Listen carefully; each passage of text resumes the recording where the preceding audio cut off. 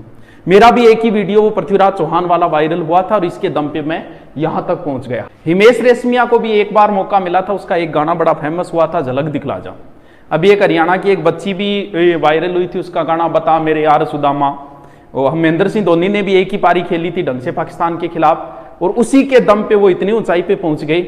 कोई टेंशन, एक बार मौका देती है भले आप, तभी तो मैं कहता हूं एग्जाम में देते रहो, क्या पता जिंदगी आपको कब मौका दे दे और उस मौके के आधार पे फिर आप कहीं तक भी पहुंच सकते हो। मेरा भी एक ही वीडियो वो पृथ्वीराज चौहान वाला वायरल हुआ था और इसके दम पे मैं यहां तक पहुंच गया। और आज कौन सा है? पृथ्वीराज थर्ड। सबसे मोस्ट है ये, सबसे महत्वपूर्ण है ये पृथ्वीराज चौहान। ये मान लेना, इसमें ये कहने की जरूरत नहीं है के लिखो बंद करो, इसमें ये कहने की जरूरत नहीं है कि ये पर्सन इस एग्जाम में आए, सारे के सारे पर्सन आ चुके हैं। लास्ट है पृथ्वीराज चौहान। कितना दिन हो गया? 1 2 3 4 5 दिन हो गए। अब जे थारे चौहान ने याद तो होना ही को नहीं कदी। 5-5 दिन लोग 1.5 महीना में कोर्स करा के छुट्टी दे दे, 5-5 दिन तो चौहान नाम लगाए। अब भी जो उत्तर नहीं बताओगा नहीं, करूं चालू? ठीक है।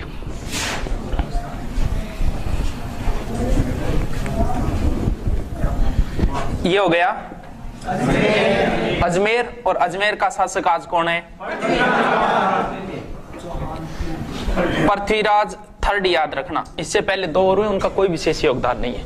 पृथ्वीराज चौहान यानी पृथ्वीराज थर्ड, जिसे कहा जाता है राय पिथौरा या फिर दलपंगुल। दलपंगुल का अर्थ होता है विश्व विजेता। इसके उपनाम है, थोड़े से ध्यान रख लेना। राय पिथौरा पृथ्वीराज को ही कहा जाता है और दलपंगुल। इसका समय है 1177 से 1192। ये नॉर्मल सीधी सी बात है, ठीक है, बीच में ना बोलो। पृथ्वीराज राय पिथौरा ये है। अब देखो, पहले बता चुका हूं इसका एक दरबारी कवि था। कौन था? 2 थे वैसे, मैन था चंद्रवर्ताई, जिसने क्या लिखा था? पृथ्वीराज रासो। इसका जिक्र करेंगे बाद में, छोड़ो एक बार इसको।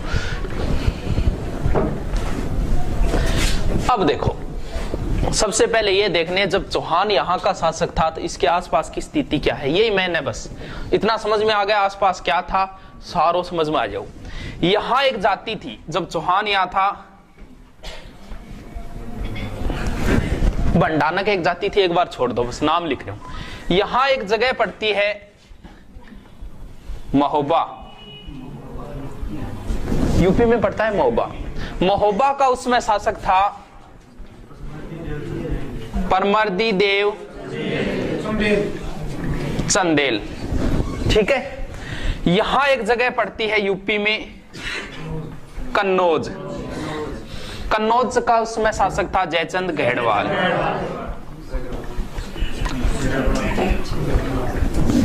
ठीक है। और यहां पड़ता है गुजरात है, और यहां का उसमें शासक था भीमदेव सेकंड। बस ये इतना समझ में आ गया, पूरा चौहान समझ में आ जाओ। देखो, अभी पूछे जो एलडीसी एग्जाम हुई थी ना, उसमें पूछा था पृथ्वीराज के समय गुजरात का शासक कौन था? चालुक्य शासक था, चालुक्य जाति भीमदेव सेकंड, सीधा सा पूछा था। यानी जब यहां पृथ्वीराज था, उसमें यहां एक जाति थी बंडानक, यहां महोबा परमर्दी देव चंदेल, कन्नौज का जयचंद गढ़वाल और गुजरात का था। अब करा शुरू, नॉर्मल बात है आसपास की। देखो क्या है, बंडानक एक जाति है जो उधर सतलज से आई है, सतलज नदी है ना, उधर से आई थी। इस जाति की मतलब इस तरीके की जी खेत में आपने पड़ोसी हो नहीं, खेत को थोड़ा सा ध्यान नहीं देते हैं, थोड़ी सी न्यू आगे सरकार लेगा सिंह हो नहीं, बी टाइप की सी, थोड़ा सा ध्यान नहीं दो, धीरे धीरे आगे बढ़ना चालू हो गया। अट तक आ गया अलवर, भरतपुर, मथुरा। तो अणके पृथ्वीराज ने पतो चालियो, पृथ्वीराज यहां से गया 1182 में और आप बंडानका नटू बजा दिया। बस इतो योगदान है। यानी बंडानकों का दमन कब किया? बस इतनी ध्यान रखने और की ध्यान करना। अब बात करा की परमर्दी देव चंदेल की। देखो की है परमर्दी, इंगा 2 सेनापतिया, एक को नाम हो आला और एक का नाम था, बहुत वीर थे आला और उदल, दोनों जबरदस्त वीर थे। इन्हें महोबा योद्धा कहा जाता है आला और उदल को। आला और उदल कन कोई घोड़ा अंग पिताजी का देड़ा 2-4, बहुत अच्छा घोड़ा। परमर्दी देव अंकन में घोड़ा मांगया, ए नटिया वो ना घोड़ो दिया ना घोड़ती दिया तर जच्चे बिया करी अन के करियो नाराज हो गया आला रुदल ने निकाल दिया ए घटा गया जयचंद का एडवालकन आ गया। अट तक बात ठीक है, यानी आला और उदल घटा गया जयचंद कर। अब देखो पृथ्वीराज का एक बार सैनिक आ रहा दिल्ली कोई मतलब योजना गईडा घायल सैनिक वापस आती टाइम अट पहुंचिया नहीं अन के गए परमर्दी देव चंदेल वहां सैनिकान मरवा दिया, घायल सैनिकान मरवा दिया। नाराज कौन हुएगो? नाराज होना ही सीधी सी बात है। पृथ्वीराज अठू चाल्यो आप ये सेना ले गए और यूपी में एक जगह है नारायणा, नाम सुना है क्या कभी? नारायण में पूछो इन्हें भाई साहब की हालत खराब क्यों, पृथ्वीराज का मुकाबला करने की हिम्मत नहीं थी। अन के करो आला और उदल ने पाछा बुलाया और कोई बात नहीं मेरी गलती होगी थे वापस आओ। आला और उदल दोनों आया और सेना गठा गई, इधर पृथ्वीराज की सेना है इधर इनके बीच में युद्ध हुआ था। उस युद्ध का नाम है हाँ तुमुल का युद्ध। कब हुआ? क्या हुआ युद्ध? तुमुल का युद्ध 1182 में। देखो इसमें पृथ्वीराज विजय हुआ था। आला और उदल दोनों बहुत वीर थे। इनको लड़ते हुए कवि ने देखा था, जगनिंग जगनिंग नाम का था। उसने कहा था कि 12 वर्ष कुकर जिए 13 वर्ष सियार, वर्ष 18 क्षत्रिय जिए बाकी जीवन धिक्कार। समझ में आयोगे? 12 वर्ष कुकर जिए 13 वर्ष सियार, 12 साल कुत्ता जीता है 13 साल सियार जीता है। 12 वर्ष कुकर जिए 13 वर्ष सियार, वर्ष 18 क्षत्रिय जिए बाकी जीवन धिक्कार। यानी राजपूत हमेशा योद्धा की तरह जीता है, 18 साल का जैसे युवा लड़ता है ना वैसे, और बाकी जीवन की है धिक्कार है। यानी बस इतनी ध्यान रखनी ये लाइन किसके लिए कही गई है? किसने गई थी? जगनिक ने कही थी। महोबा विजय हो गई, बंडानकों का दमन हो गया। अब आते हैं यहां मैन यही है बस बात। जयचंद का एक छोरी पुत्री थी, लड़की थी, उसका नाम था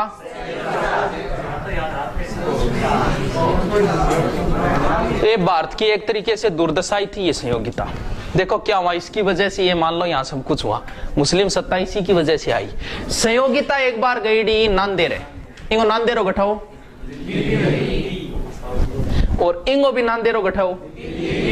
पृथ्वीराज भी दिल्ली आईडी और संयोगिता भी दिल्ली आईडी, तो भी नांदेरे टाबर ने नहीं भेजना चाहिए, गलत बात। इंग बाद में लोग नांदेरे भेजना, नांदेरे टाबर बिगड़ जाए। बट्टे पृथ्वीराज और संयोगिता के बीच में प्रेम संबंध हो गया, यानी आपस में मोबाइल को आदान प्रदान हो गया। पर्ची पर्ची को फेंकी, संयोगिता ले ली, नंबरा फोन फान बात चाले। ये बात को पतो चालियो और संयोगिता लिया यो वो भी आ गयो। ये हादसा तो किसी दिन गुजरना ही था, ये हादसा तो किसी दिन गुजरना ही था। मैं बच भी जाता लेकिन एक रोज तो मरने वाला था। मेरा नसीब मेरे हाथ कट गए वरना मैं तेरी मांग में सिंदूर भरने ही वाला था। अभी पृथ्वीराज जी पाछा आ गया, आपको समूह लेंगे। अब ठीक है तक बात, कोई बात को नहीं, बिछड़ गया। लेकिन इसने क्या किया? पृथ्वीराज की बेइज्जती करने के लिए संयोगिता का रख दिया स्वयंवर का अर्थ होता है मतलब खुद ही पति चुनती है। और स्वयंवर में क्या किया? जयचंद सारे राजाओं को बुला लिया, कोई बात नहीं बुला लिया, लेकिन किसको नहीं बुलाया? अट तक ही ठीक है, कोई बात नहीं, कौन बुलायो कौन बुलायो। अब क्या करियो ने जट्ठे चंपल खो लेकर है नहीं राजा बठन पृथ्वीराज की एक मूर्ति बना के खड़ी कर दी है। चलो आई ठीक है, कोई बात को नहीं। अब संयोगिता आई, सगड़ा राजा बैठा, बन छोड़ गए। सुन साहिबा सुन, प्यार की धुन, मैंने तुझे चुन लिया, तू भी मुझको चुन। अब भाई संयोगिता माड़ा किंग गाल दी।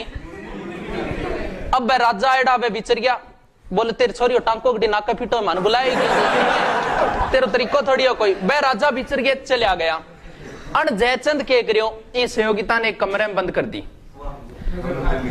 ई बात को पतो चालियो पृथ्वीराज चौहान है। अब देखो भी अब आना ही पड़ेगा।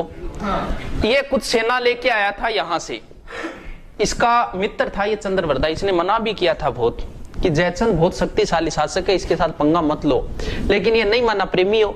ये आया, आके यहाँ लड़ाई भी हुई थी इनकी, और ये संयोगिता को उठा के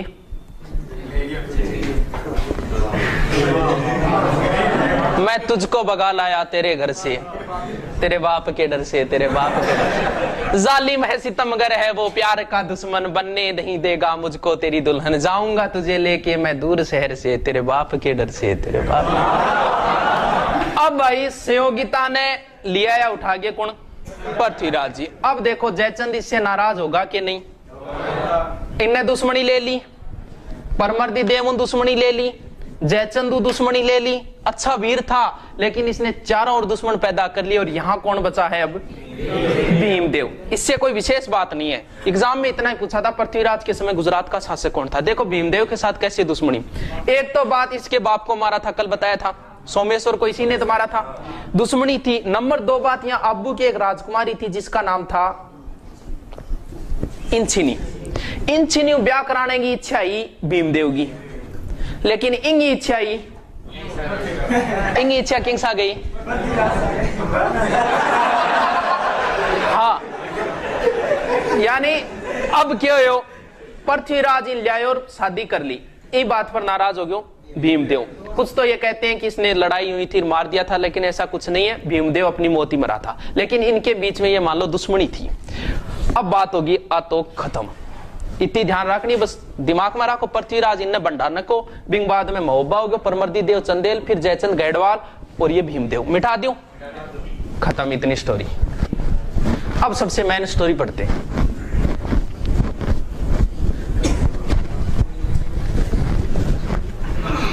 पृथ्वीराज बहुत मोस्ट है, सबसे मोस्ट है पृथ्वीराज।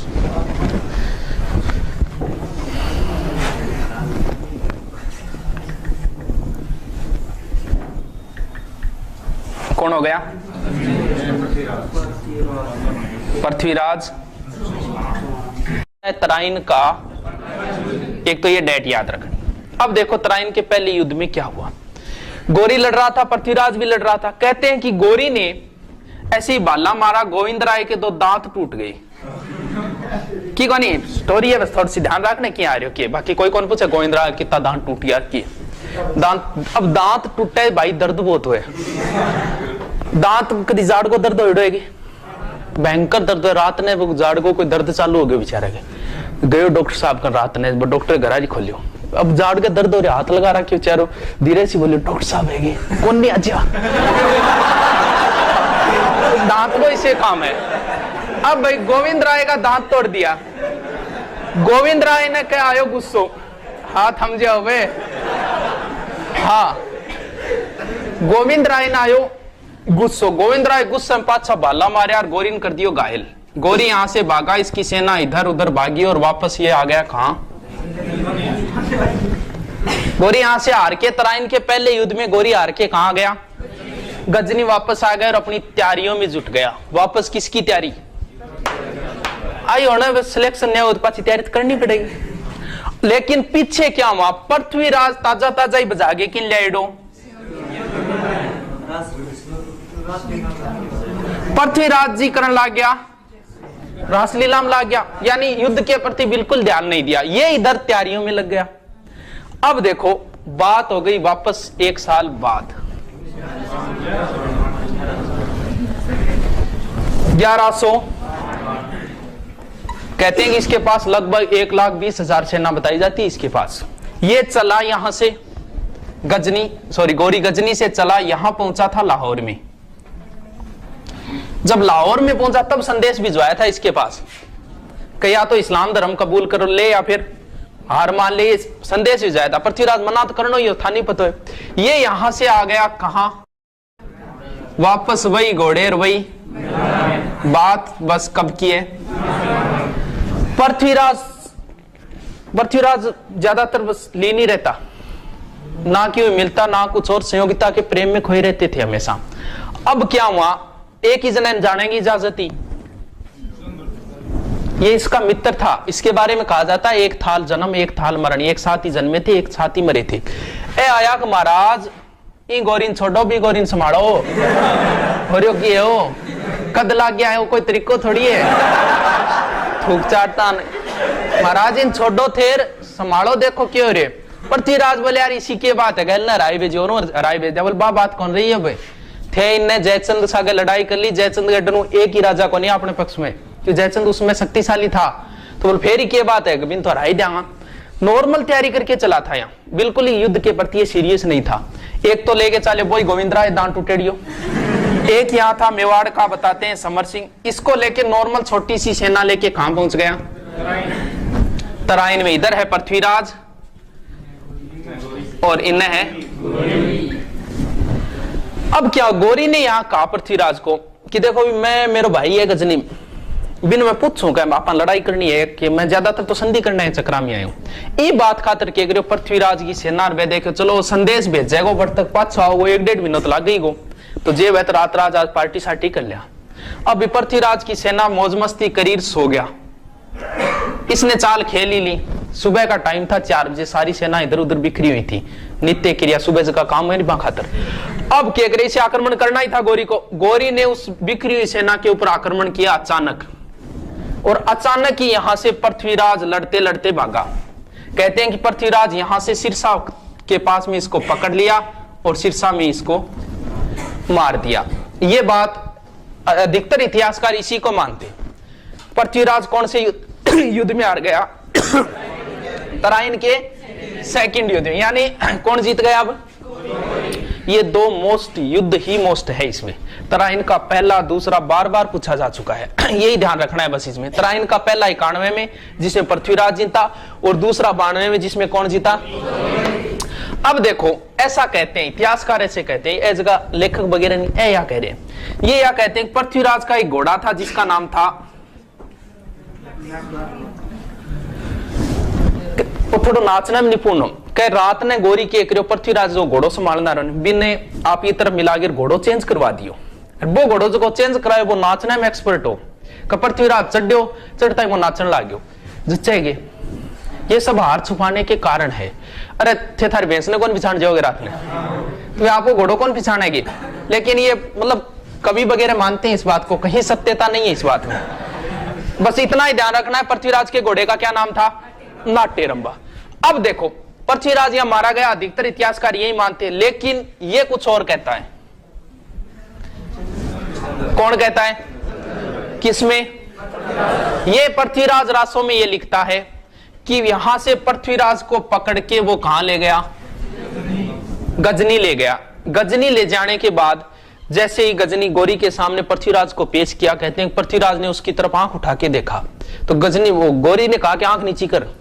पृथ्वीराज बोले ना ना राजपूत की आंख नीची कौन करे, थोड़ी स्टाइल मार दी, फिल्मी स्टाइल, फोड़ दो आंखें। कहते हैं पृथ्वीराज की वहां आंखें फोड़ दी और जेल के अंदर डाल दिया। इसके बाद ये लिखता है, ये ग्रंथ है पृथ्वीराज, इसको अधूरा छोड़ दिया इसने। इसका एक पुत्र था, पुस्तक दे जलहन चले नृपकाज, ये पुस्तक उन्होंने जलहन को सौंपी, अगो काम थे करियो और मैं घट जा रहा हूं। यहां चंद्रवरदाई पहुंचा पृथ्वीराज के पास। सत्यता नहीं है इस बात में, सिर्फ यही लिखता है, नहीं मानते इतिहासकार इस बात को। वहां पे जाके चंद्रवरदाई और पृथ्वीराज मिले आपस में, और उन्होंने, चंद्रवरदाई ने गोरी से यह कहा कि महारा राजा जी थे आंख जरूर फोड़ दी, लेकिन राजा जी अब ही बाण चला सके, शब्द भेदी बाण बोले नहीं मान, यानी आवाज पर बाण चला सके, आंख फोड़ दी इसकी ये तो। ए बोले ठीक है वो तो कारनामा देखांगा। देखा गोरी बैठे और पृथ्वीराज ने लिया। ले आने के बाद पृथ्वीराज को अब करने कौन है, चंद्रवरदाई। अब गोरी कहो भी यहां बाण चला, जब भी चंद्रवरदाई बोले देखो भी वो एक राजा है, राजा को एक नियम है कि राजा राजा कहे को नहीं जद्दी मानने को, सामंत वगैरह काम कहना को ना, तो थे को बाण चला। तो कहते हैं गोरी ने कहा बाण चला, आवाज सुन गई बिन। तब इन्होंने एक लाइन बोली थी, वो लाइन बहुत फेमस है, 4 बांस 24 गज अंगुलष्ट परमार, तापर बैठे सुल्तान चूकमती चौहान। यानी थे जट खड़िया हो राजा जी, पृथ्वीराज ने कह रहे 4 बांस बटू, 4 बांस पहली लंबाई बांस में नापी जाती, 4 बांस 24 गज, 24 लागेगा 8 गज, गज समझ गया, 4 बांस 24 गज अंगुलष्ट परमाण, 8 आंगड़ गट बैठे हैं, ऊपर बैठे हैं, 4 बांस 24 गज अंगुलष्ट परमाण, तापर बैठे सुल्तान चूकमती चौहान, कपट बैठे और मार दे तीर। कहते हैं कि पृथ्वीराज ने तीर मारा, गोरी मारा गया, ऐसा कहते हैं पृथ्वीराज रासों में लिख। उसके बाद चंद्रवरदाई ने क्या किया, पृथ्वीराज की हत्या कर दी भाई, और खुद की भी हत्या कर ली, दोनों ये मारे गए। इसीलिए तो कहा जाता है एक थाल जन्म एक थाल मरण। इस बात में सिर्फ ये रासोई लिखता है, बाकी इतिहासकार इस बात को नहीं मानते। ठीक है, अट तक मिटा दूं। अब देखो एक लास्ट बात और बची, बता दूंगे अट तक कोई समस्या कौन नहीं? ठीक है, देखो गौरी जब आया था ना, उसमें इनके साथ एक बहुत महान पुरुष आए थे जिनका नाम था